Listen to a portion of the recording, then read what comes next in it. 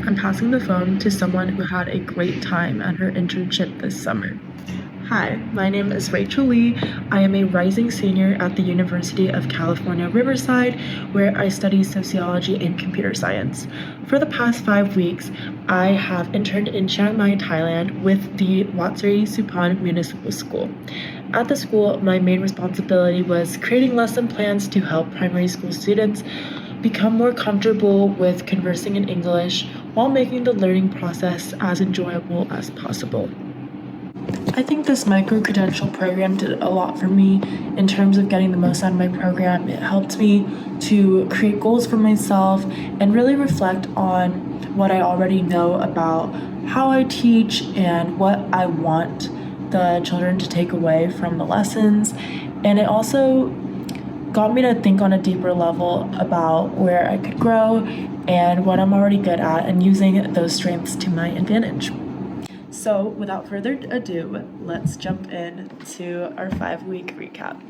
So a day in the life for me, I would wake up in the morning and grab coffee, mostly iced coffee because I love getting iced drinks, very refreshing in the humidity here.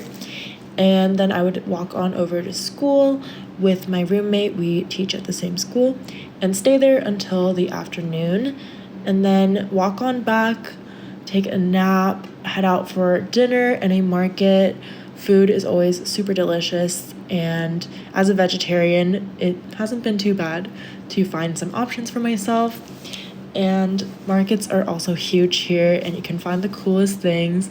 It's a great place to get souvenirs for family and friends. And we would come back home after that, lesson plan for the next day a little bit. And speaking of family and friends, I would also call them around that time as well. Making sure to stay connected to home, I feel like, is huge, especially when you're thousands of miles away. It can feel isolating sometimes. So just knowing that that connection is there and that we live in a time where we can reach out and just make the most of it. For future interns, my greatest piece of advice would be to exercise patience. Staying in a new country for an extended period of time may sound scary, but adaptability comes with time. One example I have is when I rode the red car for the first time. It is bench-style seating with no seatbelts and no back door. You can see our POV in this video. I love it. Okay. The first time I rode this, I was in awe of how fast this vehicle was moving and also trying to get used to being driven on the left side of the road. Now fellow interns and I use this mode of transportation quite often, and we have a better idea of what to expect on the ride. It is important to remember that comfortability is built and not a given. During my time abroad, I was able to become more resilient as there were times when I had to think and act quickly. Sometimes life does not always go according to plan, and when I was abroad, this became evident. Days were not thoroughly structured in the ways that I am used to here in the States, and oftentimes I would have to adjust the lesson plans I made for my students, since they didn't seem to absorb the material.